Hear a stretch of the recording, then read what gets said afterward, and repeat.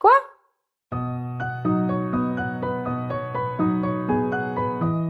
Bonjour et bienvenue sur ma chaîne, Sage Paradoxae, et aujourd'hui je participe au projet de Vivre avec, comment aider une personne avec une maladie chronique. Si vous ne connaissez pas Vivre avec, je vous mets le lien dans le i là-haut et dans la description. C'est une super chaîne par une personne qui a un SAID, un syndrome d'Ehlers dans l'os, et qui parle de handicap, d'antivalidisme et un peu de plantes et de lapins aussi. D'ailleurs j'ai acheté ce super t-shirt sur son Utip. Du coup, cette vidéo, elle sera dans une playlist avec d'autres vidéos d'autres personnes avec des maladies chroniques qui parlent de comment les aider. N'hésitez pas à y jeter un coup d'œil. Personnellement, j'ai 2 maladies chroniques. D'une part, l'endométriose, mais pour laquelle je suis traitée avec un implant et du coup, j'ai quasiment plus de symptômes.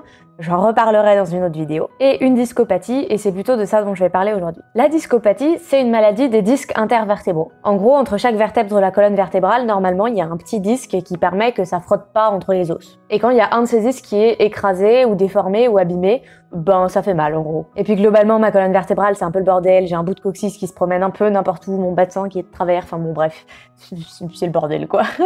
Du coup, j'ai essayé de faire une liste de 5 erreurs que les personnes valides, les personnes qui ne sont pas handicapées, font souvent avec des personnes comme moi, et 5 conseils de choses à plutôt faire à la place. Sachant que bien évidemment, je me base d'abord sur ma propre expérience, et potentiellement pas tout le monde a besoin des mêmes choses. Ce que je vais dire là, c'est pas une règle absolue ou universelle, même si bon, je sais que j'ai pas mal de camarades avec des douleurs chroniques aussi qui ont le même genre de revendications. Conseil numéro 1. Ne me demandez pas pourquoi j'ai des aides à la mobilité. Dès que tu sors de chez toi avec une canne, des béquilles, un fauteuil roulant, des orthèses ou je sais pas quoi, surtout si tu les utilises pas tous les jours, les gens vont te demander genre qu'est-ce qui t'arrive, qu'est-ce qui t'est arrivé, et c'est genre insupportable en fait. J'ai pas envie de donner des détails de ma santé comme ça à tout le monde. J'aimerais juste pouvoir sortir de chez moi comme je veux sans avoir à me justifier. Je préférerais qu'on considère mes aides à la mobilité comme une partie de moi. Vous allez pas me dire ah bah qu'est-ce qui t'est arrivé, t'es brun? Bah oui, je suis brun, mon corps est comme ça. Bah pareil, mon corps marche avec une canne. En revanche, ce que vous pouvez faire si vous voulez m'aider sur ce sujet précisément, c'est de vous assurer de l'accessibilité des lieux où on est ensemble.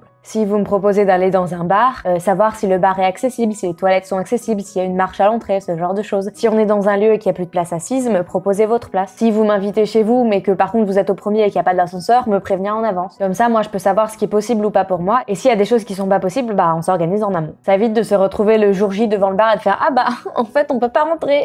Conseil numéro 2. Ne me donnez pas de conseils pour gérer ou soulager ma douleur. Quand vous venez d'apprendre que quelqu'un a une maladie chronique, si vous en êtes pas atteint également, croyez-moi, vous n'allez pas avoir dans la minute qui suit une idée révolutionnaire que la personne n'a jamais eue. Ça n'arrivera pas. Il y a justement une vidéo de Vivre avec sur le sujet, je te la mets dans le i et dans la description aussi. Je comprends qu'on puisse avoir envie d'aider quand on découvre que quelqu'un qu'on aime souffre. Logique. Mais en fait, non seulement on a déjà pensé à toutes les idées que vous allez avoir, et en plus on a déjà probablement expliqué à 10 personnes ce mois-ci pourquoi c'était pas des bonnes idées. Ce que vous pouvez faire, c'est plutôt nous aider sur le reste en fait. La douleur, c'est à nous de la gérer et vous pouvez pas vous en occuper pour vous. Je sais que c'est frustrant, mais c'est comme ça. Par contre, vous pouvez participer à simplifier le reste de notre vie pour que ce soit plus facile de la gérer. Par exemple, participer à des actions de la vie quotidienne qui nous prennent beaucoup d'énergie, comme faire les courses ou le ménage, ou nous accompagner à la gare pour aider à porter les bagages, ce genre de choses. Si j'ai très mal et que je peux pas sortir de chez moi, ce sera beaucoup plus utile de me proposer de me faire à manger que de me demander si j'ai essayé l'aromathérapie ou de faire de la natation.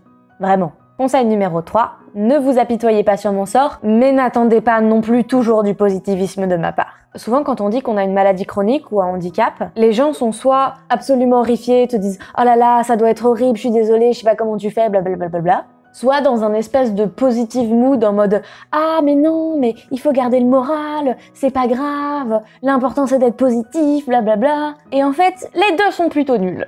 D'un côté, quand quelqu'un s'apitoie sur moi comme si ma vie était absolument horrible parce que j'étais malade, ben du coup, ça passe à côté du fait que j'ai une vie en fait, qu'il m'arrive plein de trucs cool, que je suis amoureux, que je fais des choses que j'aime, que j'ai des passions et que ben je suis heureux en fait. Et aussi qu'il y a plein d'autres choses dans ma vie que ma maladie ou mon handicap. Et je comprends que quand je dis mon corps me fait mal en permanence, pour quelqu'un dont c'est pas le cas, ça puisse être un peu horrifiant. Vraiment. Moi, ça me fait pareil dans l'autre sens. Honnêtement, j'arrive pas à concevoir le fait de ne pas avoir mal tout le temps. Je trouve ça très déroutant comme concept. Mais on en reparlera dans une autre vidéo.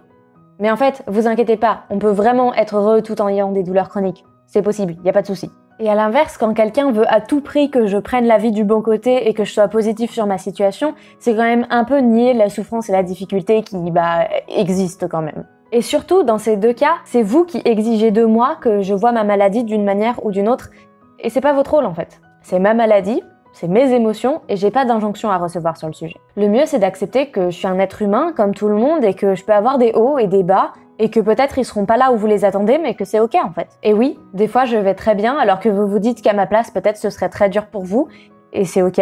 Et oui, des fois, en fait, même si je suis quelqu'un de globalement positif, c'est dans ma nature, j'ai aussi le droit de pas être très bien et de vouloir juste aller voir mon copain, râler, dire que j'ai mal et qu'il me dise « Oh, pauvre petit chaton » et que je dise « Oui, je suis malheureux » ou un « Je suis très amoureux ».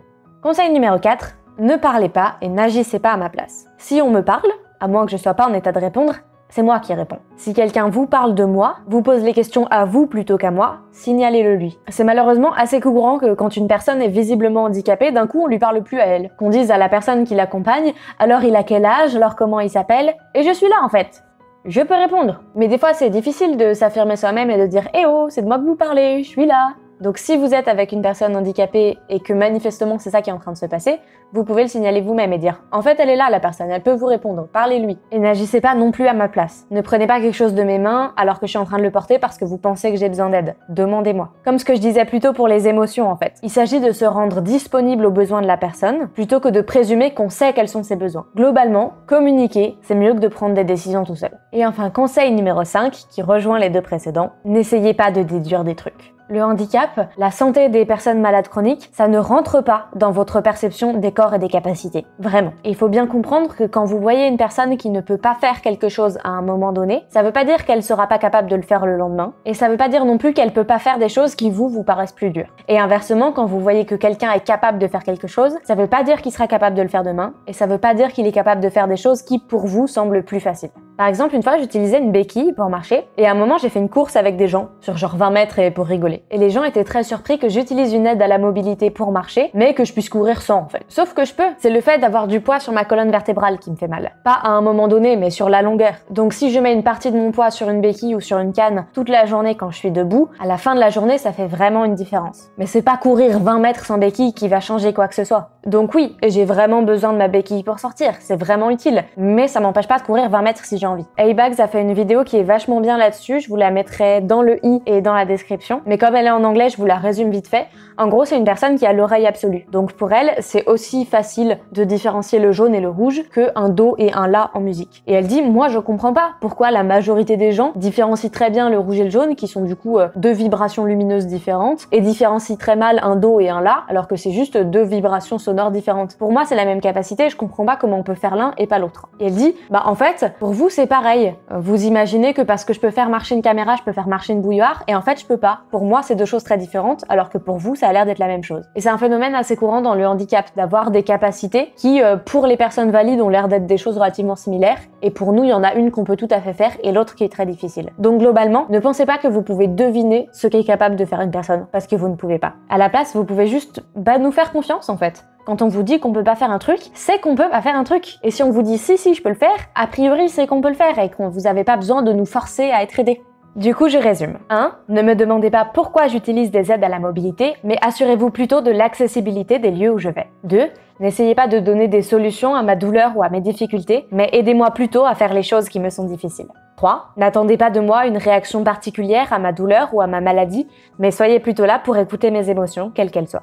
4. Ne parlez pas et n'agissez pas à ma place, mais créez plutôt la place que je parle moi-même et que je puisse exprimer mes besoins. Et 5. Ne présumez pas de ce que je peux ou ne peux pas faire, de ce qui est dur ou pas, ou de mon état de santé, mais croyez-moi plutôt quand j'exprime mes difficultés ou mes besoins. Comme je le disais plus tôt, je sais que beaucoup de personnes handicapées et ou malades chroniques pensent comme moi, mais probablement pas toutes. Donc mon conseil bonus et en général, c'est de toujours entretenir une communication saine et régulière avec les personnes handicapées ou malades de votre entourage, pour savoir quels sont les besoins et pouvoir les aider au mieux. Pour avoir des idées d'autres conseils ou voir des points de vue différents, n'hésitez pas à regarder d'autres vidéos de la playlist et la chaîne de Vivre Avec. Si cette vidéo vous a appris des choses, pensez à lui mettre un pouce bleu et surtout à la partager autour de vous pour que j'arrête d'avoir cette discussion 3 fois par semaine. Si vous voulez être au courant de mes activités et des nouvelles vidéos, abonnez-vous à la chaîne et sur mes réseaux sociaux. Et si vous avez encore 30 secondes, pensez à passer sur mon Utip. Vous pouvez faire un don gratuitement en regardant une pub, ou faire un don tout court, ou aussi acheter des t-shirts, des aquarelles, des stickers. Si on a des nouveaux sur la boutique, n'hésitez pas à faire un tour. C'est vraiment important. Si chaque personne abonnée à ma chaîne